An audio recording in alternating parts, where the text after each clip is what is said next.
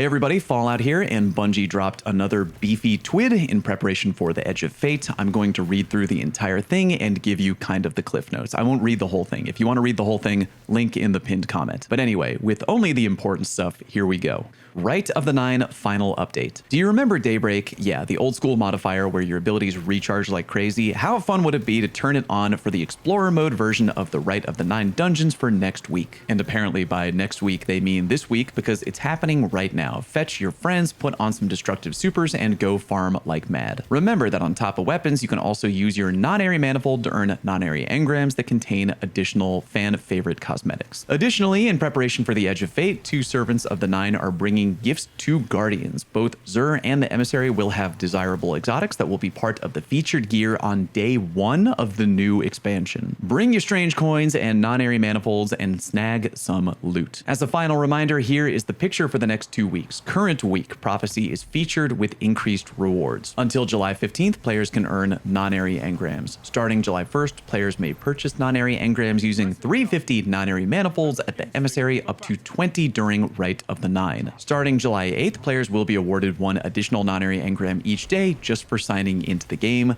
Just be sure to claim it from the Emissary. From July 8th until July 15th, Lootapalooza will begin. Increased currency rewards and weapon drops from enemies in all dungeons, even more increased loot from the final boss chest when completing all encounters. We also have one last Rite of the Nine dungeon hurrah before we dive into our new expansion. The team at Destiny Tracker are running 2 weekends of challenges around Prophecy and Spire of the Watcher to wrap up Rite of the Nine. From July 4th to July 6th, complete Prophecy on Eternity mode as fast as you can, and from July 11th to the 13th, complete Spire of the Watcher as fast as you can, solo, duo, or with a full fire team. You can win prizes such as silver, one of 9 exclusive Star Horse inspired headphone holders fabricated by Hench and Scrap, and a premium Rite of the Nine themed PC unit created by Overkill. Finally, all participants who sign up will receive the 9-crowned emblem. Destiny Tracker will provide more details on how to redeem. For more information around the 2 weekends of challenges, you can refer to Destiny Tracker's page here. Guardians, we have a new raid ready for July 19th, and you know what that means. There will be a new world's first race where the most capable teams around the globe will conquer contest mode difficulty and fight to be the first team to complete the raid. We're excited to confirm we have partnered once again with the wonderful CB Gray and Evan F1997 to bring you the raid race action live from Bungie HQ. Stay tuned to next week's TWID for more info on what channels to follow, the schedules, the international hosts we will support,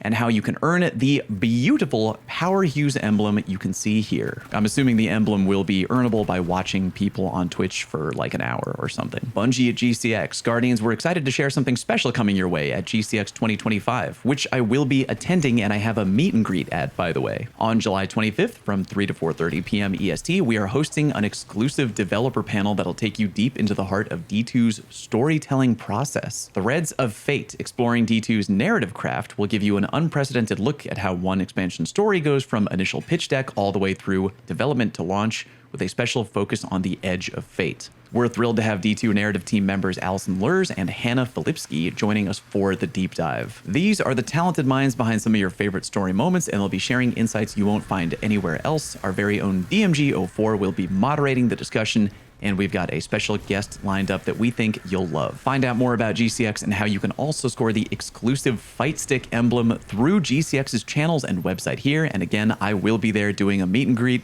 Hope to see you there in Florida. All right, moving on, we come to weapon tuning for the Edge of Fate. Machine guns. We're trying out something new for Destiny on machine guns. Staged reloads. Machine guns generally have very long reload animation times that can be very punishing when canceled. We've added several checkpoints from which the animation can now be resumed if it's interrupted mid-reload. This is a feature we are rolling out on machine guns first, but we plan to expand this to other weapon types in the future. Now have a staged reload. Staged reload places checkpoints in the reload animation. When a player cancels a reload animation and begins it again, it will resume from the last checkpoint. Personally, I kind of like that change. Looking forward to seeing if machine guns feel a little bit better to use. Glaives. The projectile changes for glaives in Heresy have been generally very positive for the archetype, but ended up opening a small window where it was actually a nerf to the weapon's projectile performance, particularly at short range in PvP. We've made some adjustments to account for this issue. Reduced projectile projectile tracking strength at very close range to avoid a behavior that made the projectiles less accurate. Perks: Reconstruction. Reconstruction has been underperforming on non-rocket launcher weapons since the nerf that increased the time it needs to start filling a weapon's mag,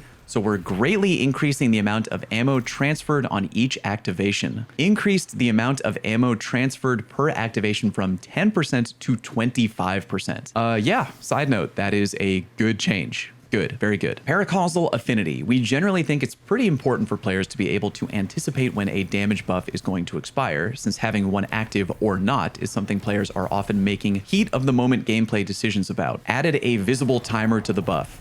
Good, yay. Kinetic tremors. Kinetic tremors feels good to use on faster firing weapon frames, but it can underperform a bit on slower firing ones. Decreased shots to activate on certain weapons and subfamilies. High impact auto rifles require 9 hits, down from 12. Aggressive and high impact scout rifles require 5 hits, down from 6. Hand cannon subfamilies have received specific tuning. Ag frame hand cannons require 4 hits, down from 6. Adaptive hand cannons require 5 hits, down from 6. Precision hand cannons are unchanged and still require 6 shots to activate. Yeah, that is a banger change. Kinetic tremors is a terrific perk in PvE, and they're apparently only making it better, so GG. 1-2 punch. This was covered in our June 19th TWID on melee changes, but we're copying it here for posterity. Now works with all melees. Perk active time increased from 1.22 to 3 seconds. Attrition orbs. Attrition orbs is currently too powerful on area denial grenade launchers, but it is somewhat underwhelming on other weapon types. Increased perk progress by 20% across the board. Reduced perk progress by 80% with area denial grenade launchers. This is surprisingly not as noticeable as it sounds. I kind of don't believe that, but okay. Increased perk progress by an additional 30% on swords. Okay, 80% is a big change. I'm gonna have to really feel that change out when the Edge of Fate drops. Currently, some area denial grenade launchers are extremely good in PvE. This is definitely gonna hurt their viability a little bit in the Edge of Fate. They claim it is not as noticeable as it sounds. I guess we'll find out when the content drops. Eager Edge and Valiant Charge. Eager Edge's aggressive target tracking presents 2 problems. It makes it more frustrating to use this perk for mobility in PvE, and it makes it somewhat oppressive in PvP. Valiant Charge has had some similar issues. It can track to unintended targets relatively often, which undercuts some of the riposte fantasy that the perk functionally suggests. While active melee search angle is now reduced by 50% at the start of lunge range and by 88% at the edge of lunge range. This requires the player to look more at their target to strike it, improving specific target acquisition in PvE and requiring a more direct look in PvP. Chain reaction. As fun as the chain reaction and hatchling interaction is, it is inconsistent with other perk combinations which are generally not allowed to chain explosions together. It's important to be as consistent as possible when we handle these interactions. We don't want our player's ability to tell if a weapon roll is good or not to be dependent on knowing which perks chain with each other and which don't when it is not listed in-game. Threadlings created by weapon perks will no longer activate the detonation from chain reaction.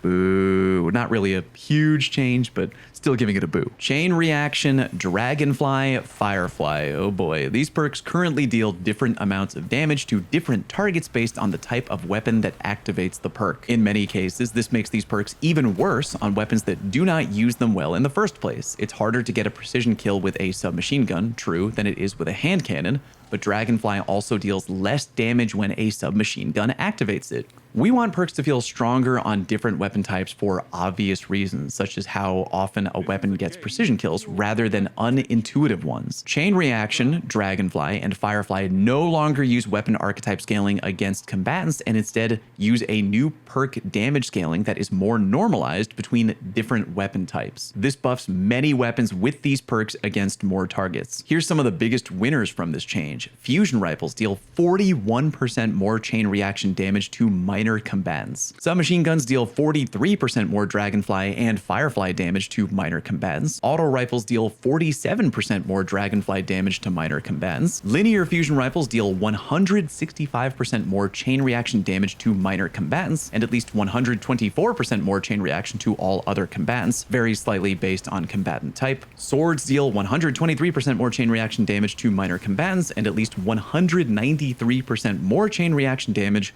to all other combatants, varies slightly based on combatant type. In the interest of transparency, we want to call out the 3 instances where this change results in a nerf of at least 5% decreased damage. We do not expect any of these to have serious impacts on balance or perk desirability. Hand cannons deal 20% less dragonfly and firefly damage to major combatants. Sniper rifles deal 8% less firefly and dragonfly damage to minor combatants. Special ammo waveframe grenade launchers deal 6% less chain reaction damage to major, champion, and mini-boss combatants, and 14% less chain reaction damage to ultra and vehicle combatants. Yeah, okay, so a buff for some weapons, which is good. Hand cannons getting a little bit of a backhand there. At least the 20% less dragonfly and firefly is only to majors, not to minors.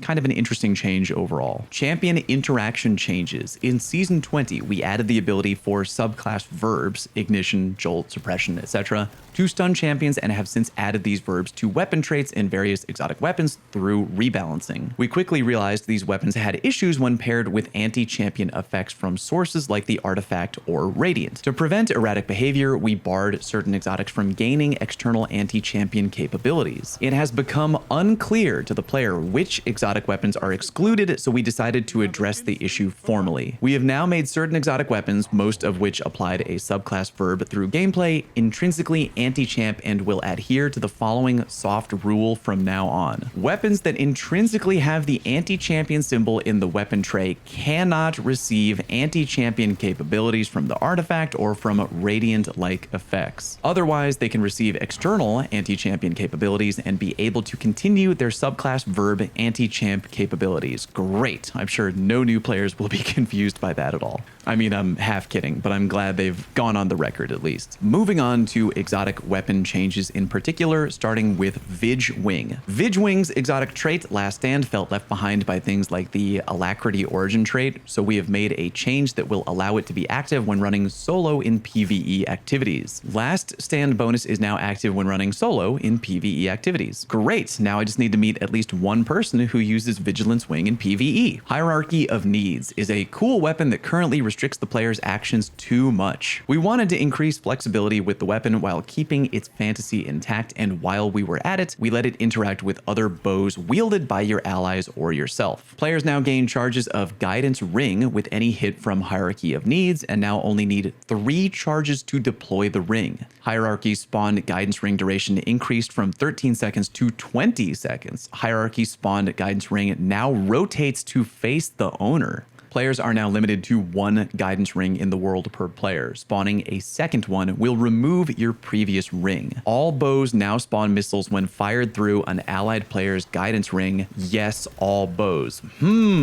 Interesting. Fixed an issue where Hierarchy's Seeker missiles would not play detonation visual effects when colliding with world geometry. First reaction to reading the changes for Hierarchy of Needs. That sounds pretty good. I'm wondering if it might be time to dust off Leviathan's breath in the Edge of Fate. More on that later. Dead Man's Tale has developed a reputation in the Crucible over the years in-game, but has always struggled a bit in PvE. We've made some adjustments to help it cancel out its long reload time and reward players more for landing their headshots. Each stack of Cranial Spike now grants 3.4% damage versus combatants, max 17 at 5 stacks, and +1 rounds reloaded. Duality. The previous set of changes to Duality were good, but didn't do quite as much damage as we were hoping.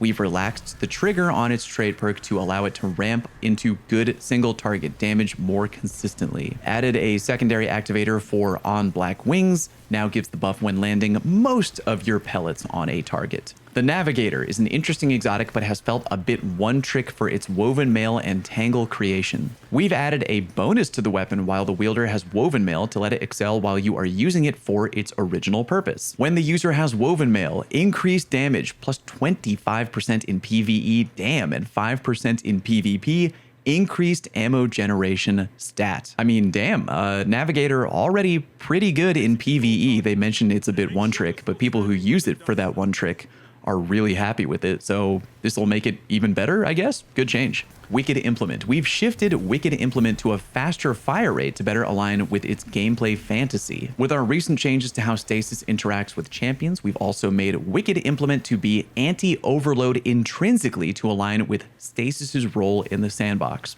Now is a rapid fire RPM, now takes 1 additional hit to start slowing and to freeze to account for the faster rate of fire, increased the mag size to 20, and is now intrinsically anti-overload. Heart Shadow. A big constrictor for a lot of heavy swords is just how fast they chew through ammo. It makes it hard to choose when and where to use them, especially for a weapon like Heart Shadow that very much wants you to use it to clear out chaff by peeking in and out of invisibility. So with these changes, we've leaned harder into that fantasy. Increased ammo reserves, reduced cost of heavy attack to 3 from 4, and added defeats while shot in the dark is active, make you invisible once more. I mean, it's a good change for Heart Shadow, but I don't think it's enough to make it maybe become super widely appealing in endgame PvE content over other top options already, but we'll see. Worldline Zero has always been a fun sword to play with, but has largely fallen out of favor ever since it lost its ability to let you skate alongside the introduction of Eager Edge. To give it a more defined niche, we are leaning into its Tesseract ability, emphasizing ad clear via rapid, nimble teleporting. Increased lunge distance of the heavy Tesseract attack by 3 meters, removed the ability to chain 2 blink attacks back to back,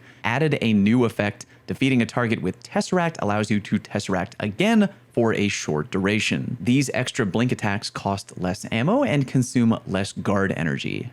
Okay, I could be wrong. That does sound fun, but I don't really know if I'm gonna equip an exotic sword to do ad clear. But maybe it'll be fun, who knows? Devil's Ruin is another exotic that has felt a bit one trick for a long time now. We have reworked the weapon to remove its fire on release behavior, as well as making the beam mode more of a reward once it has been enabled. Removed fire on release behavior, beam is now behind special reload. Kills with the weapon make fire sprites, and picking up a fire sprite enables the special reload. Beam now scorches on hit and ignites on kills. Okay, that's good. Increased mag size to 20 is now intrinsically anti-unstoppable. Okay, the PvP troll in me who really enjoyed goofing off with Devil's Ruin in PvP, that is a shame. Gun basically dead for me in PvP, whatever.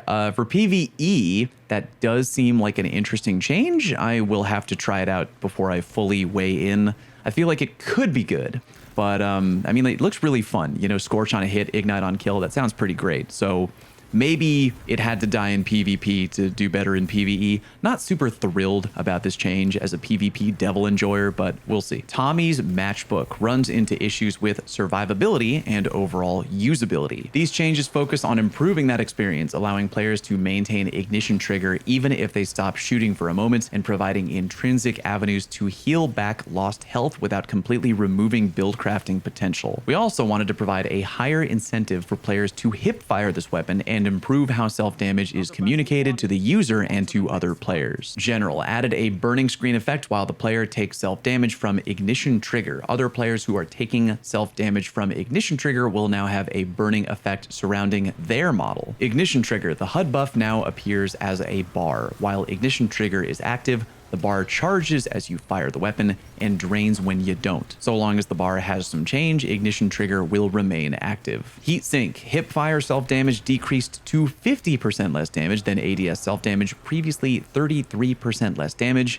Catalyst removed improved health regen. Now final blows while ignition trigger is active grant cure ×1 to the user. Scorch on hit is unchanged. Winter Bite. With the massive update to how melee damage works, this always on effect on Winter Bite ended up being a bit too much free damage, especially in comparison to swords. Like Wicked Implement, Winter Bite will now be intrinsically anti-overload to align with the changes made to Stasis's Shatter Champion Stunning. Reduced enhanced melee damage with ammo to +20% versus bosses, down from from plus 50%. This is to account for how this is being able to receive melee damage bonuses from a variety of sources, is now intrinsically anti-overload. Anti-champion changes. The following weapons have not been rebalanced, but have been given anti-champion capabilities intrinsically. Anti-unstoppable, Queensbreaker, Salvation's Grip, Dragon's Breath, Anti-overload, Tractor Cannon, Darcy, Two-tailed Fox. Conditional finality can be anti-overload or anti-unstoppable, depending on which element is active. Regarding PvP, for those of you looking for PvP tuning numbers, we're aware of the math in terms of balancing around fixed health values and the new weapon stat damage bonuses. We have our finger on the trigger and are aimed at a number of targets, but we want to make sure the weapons and perks we choose to tune actually become balance issues instead of preemptively nerfing a bunch of builds or playstyles before you are even able to try them out. Once it is known how realistic it is to achieve certain stat combos and what trade-offs those stat splits enforce, we'll have a more complete picture to determine how problematic these builds actually are in the Crucible. We'll be watching and gathering your feedback, and we are standing by ready to adjust as necessary in near future updates. Okay, that doesn't exactly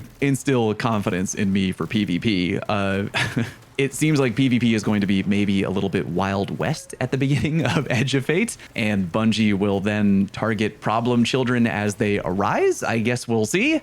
Looking forward to the comp grind, I guess. It should be an interesting one. Power in the Edge of Fate. With the reimagining of Destiny 2's core game experience comes a refreshed version of player power. We've overhauled how you earn power and what it means to your journey across the season to be a more meaningful experience. We've also removed weekly barriers and are giving you more agency in choosing how you want to level up. Earning power will be more intuitive than ever before, with most activities even offering a reward forecast that enables you to plan your rewards. Increase your power by overcoming greater challenges and earn higher tiers of both armor and weapons that come with additional stats and benefits. Refreshing power. The first thing you'll notice when you log into the Edge of Fate is the power refresh. Power inflation over the years has created huge numbers that can be confusing and unintuitive, particularly for new and returning players. When the Edge of Fate releases on July 15th, power will be refreshed to start at 10 for a much cleaner and more intuitive experience. Legacy power will still be visible on the power tooltip shown when you hover over your power number on the character screen if you want to know what your power would be in the old system. Not new information at this point, has been covered before, especially in some of my videos that I was able to record of pre-release Edge of Fate at Bungie HQ. Check those videos if you haven't seen them already. The power band. In the updated power band from 10 to 200, power will work as it traditionally did when playing up to the previous, quote, soft cap. You'll see progress just by finding gear across whatever you want to play, from the new Edge of Fate expansion to PvP, to patrolling your favorite classic destination. Playing activities on the portal will offer increased progression, while completing missions and finding secret chests in Fate Saga expansions will offer the fastest progression. Lots of activity content will exist in the power band, including the entire The Edge of Fate expansion pack, event activities, all legacy content, and even the new redacted raid. While these activities won't ask you to earn more than 200 power to play at max effectiveness, they may offer rewards above 200 when played at harder difficulties. More on that later. During the climb to the power cap of 200, you will be able to earn tier 1, tier 2, and even the occasional tier 3 drops. This gear is as strong as legendary or even adept weapons from before the Edge of Fate. Your progress up to the power cap will also stick around into the new season when Destiny 2 Renegades releases in December, giving you consistent access to gear as strong as or even better than what you're used to, as well as tons of activities to play. Seasonal bonus power. Since Shadowkeep, the seasonal artifact has offered a way to increase your power above the power cap through artifact bonus power. While this was a great way to get an advantage in high power activities, it wasn't consistent with finding new, better gear. Driven instead by XP, it incentivized behaviors like bounty farming that didn't quite focus on overcoming new and greater challenges.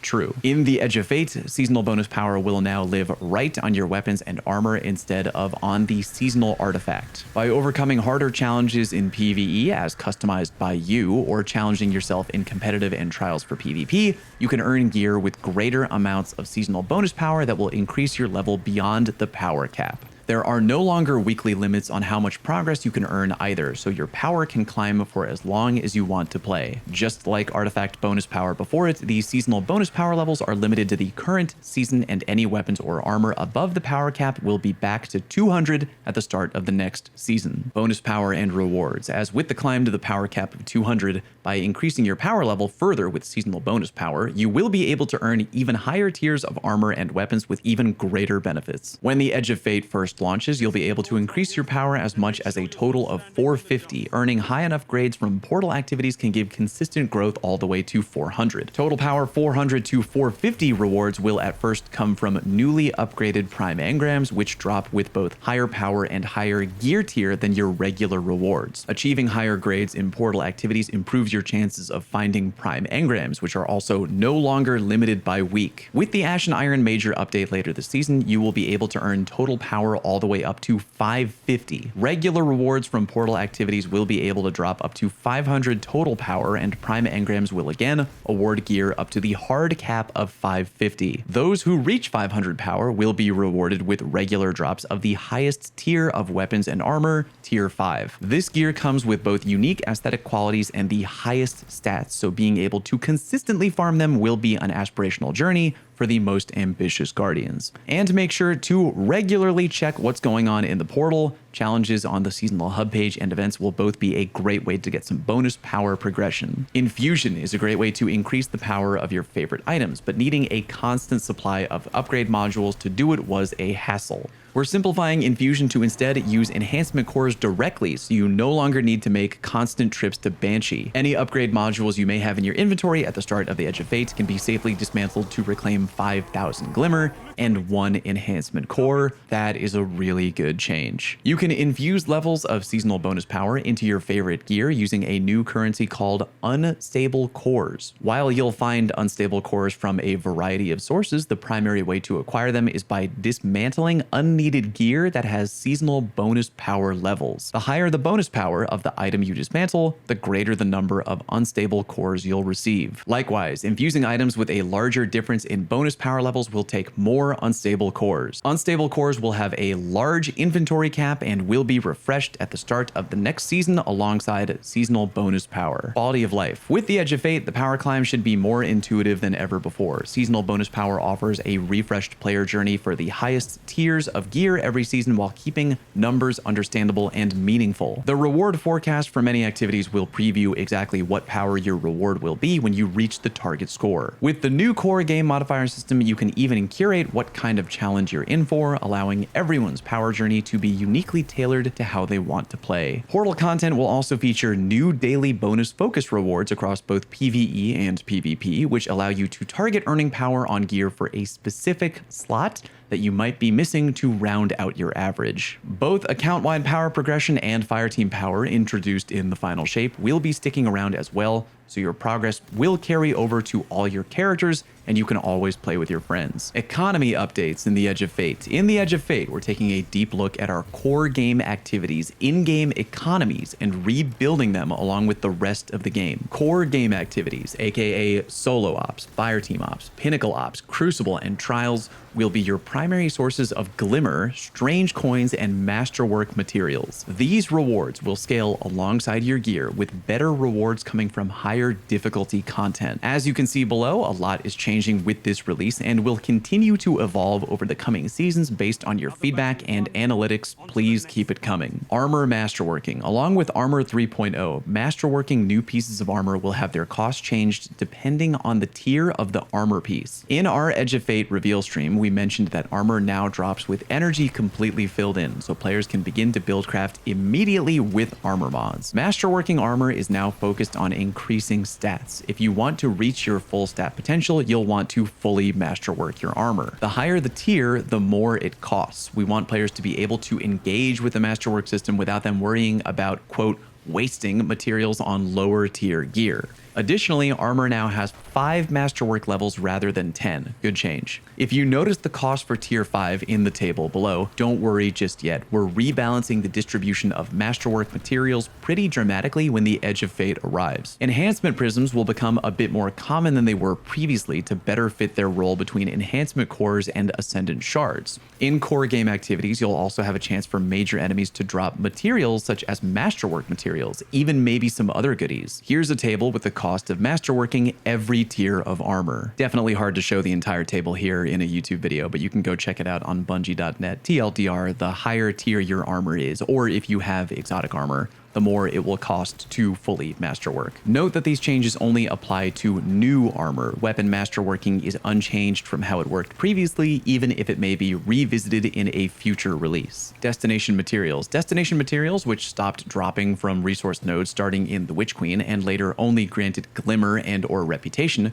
will be fully deprecated when the Edge of Fate arrives. Master Raoul will no longer accept destination materials and they will no longer have any value. Here is the list of materials that can be safely deleted after July 15th. Finest Matter Weave, Dusklight Shard, Microplastic Data Lattice, Barren Bough, Helium Filament, Glacial Stalwart, and Spin Metal Leaves. Go delete that ish out of your inventory. Activity reward changes. Vanguard Ops Onslaught. Onslaught has been rebuilt to be a part of the core game activity engine and will drop new tiered rewards. That means the older gear, the Brave Arsenal, needs to be moved to a different place, so the loot pool only offers the new gear. Brave Arsenal weapons will be moved to be part of Xur's wares. Only the standard non-foil versions of these weapons will be available. Interesting, Zavala will also no longer offer Onslaught attunement. Nightfalls. While Nightfalls will remain accessible from the World tab in the Edge of Fate, they will no longer work on a weekly rotator, but on a daily one, and will include all current Nightfall strikes and battlegrounds. This required some changes to how the loot pool was delivered. Nightfall weapons are now legacy gear. Nightfall loot pool will be updated to include all previous Nightfall weapons that have origin traits. Nightfall rewards are on a knockout list until all Nightfall weapons have been unlocked. From then on, all Nightfall weapons have a flat drop chance. Grandmaster Nightfalls no longer exist as their purpose and function have been transferred to the portal screen and conquests. You will still experience Grandmaster difficulty, just in other activities. Legacy Rituals, Crucible Gambit, and Vanguard Ops. Activities that don't offer tiered gear required some adjustment in the new system. Ritual Reputation reward tracks have been removed. Ritual engrams have been removed. Legacy focusing remains, but costs have been updated with the removal of ritual engrams. Legacy armor and legacy weapons will cost 15,000 glimmer and 3 enhancement cores. Vendors and reputation rank tracks. When you start playing the Edge of Fate, you'll notice the vendor reputation system has been removed from the vendors in the tower with the exception of Hawthorne. This new approach comes hand in hand with a rebalance of rewards through the game. Without going into too much detail, we can say that removing these reputation tracks allows us to be more rewarding with currencies and gear that drops from activities. With that in mind, here's a list of additional changes coming to a fistful of vendors with the new expansion. We hope it helps you understand their new duties. Changes to Xur. Xur will not sell legendary armor in the Edge of Fate. All of Xur's legendary armors will move to Ada 1, where she will sell them for cosmetic purposes. Xur will now sell 2 exotic armor pieces per class per week. One will be from the existing pool of exotics that he's always sold. One will be from the Beyond Light, Witch Queen, Lightfall, and the Final Shape pools. Players must own the expansion these exotics are associated with in order to purchase them from Xur. It's kind of lame, but I get it.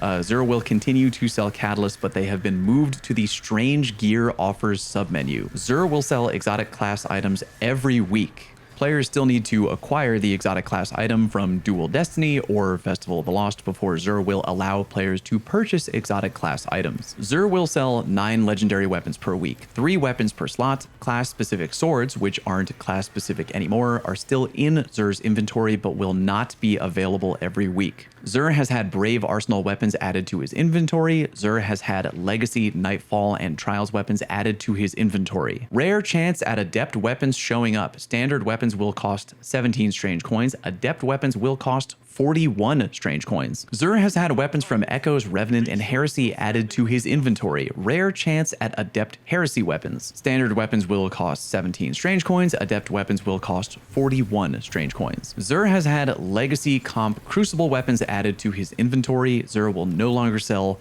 Nightfall ciphers, Gambit engrams, Crucible engrams, Vanguard engrams, or upgrade modules. Ada 1. We have already covered Ada 1's new duties in previous TWIDs, but here's a reminder. Ada will be offering up to 20 Threader bounties per season per class. Ada's inventory of legacy armors has been expanded to include armors previously distributed at Xur. Legacy armor will cost 15,000 Glimmer and 3 enhancement cores. Ada will offer players who have made it to the tower for the first time before the Edge of Fate a bundle of exotic armor tokens to be used to roll for exotic armors with new stat packages. Players must have unlocked an item in collections before it is eligible for rerolls on Ada 1. These tokens are a one-time offer. These offers will disappear from Ada when all tokens have been spent. No new armors will be added to this in the future, so there is no benefit to hoarding tokens. Transmog bounties have been overhauled. PvE bounties that can be completed anywhere in PvE activities no longer sends players to specific destinations, aka the Blind Well, Altars of Sorrow. PvP bounties that can be completed in any PvP mode, Crucible, Trials, etc. Raids and dungeons unchanged from previous version. Banshee 44, the Gunsmith. Reputation rank reward track has been removed. Bounties no longer provide Gunsmith reputation. Dismantling gear no longer provides Gunsmith reputation. Banshee will no longer sell upgrade modules. Gunsmith engrams have been removed from the game. Legacy weapons will cost 15,000 Glimmer and 3 enhancement cores. Raoul, the Cryptarch. Cryptarch reputation ranks have been removed. New exotic armors in the Edge of Fate will be unlocked via completing the legendary campaign and not through Raoul. Unlocked per class. Novel focusing for exotic armors from past expansions will be available to players immediately with no need to decrypt engrams to unlock it.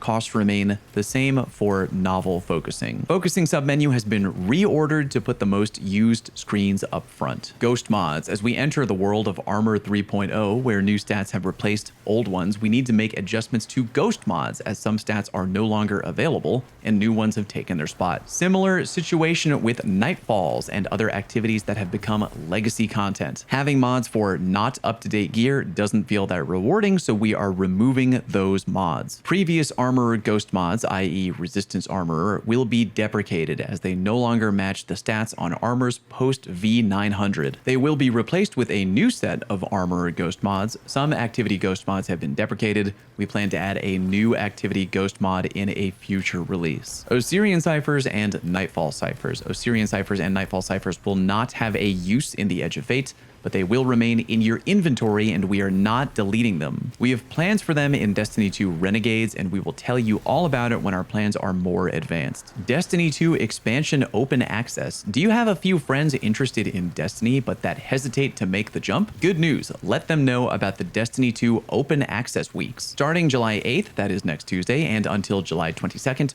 all currently available Destiny 2 expansions, as well as all 3 available episodes, will be available for free on all supported platforms: PlayStation, Xbox, Steam, Microsoft Store, Epic Game Store. And the cherry on top, all the currencies, gear, title triumphs, and cosmetics earned during the open access period are yours to keep. There's more to read in the TWID about Bungie Day and, you know, the player support report, movie of the week, all that stuff. But if you're interested, go read the TWID. I just didn't want to make today's video longer than it needed to be. Let me know your thoughts down below. There's definitely a lot of big core changes coming to the game. Kind of intimidating, to be honest, but I'll try my best to cover all of them when Edge of Fate drops later in July. Thank you very much for watching. See you next time.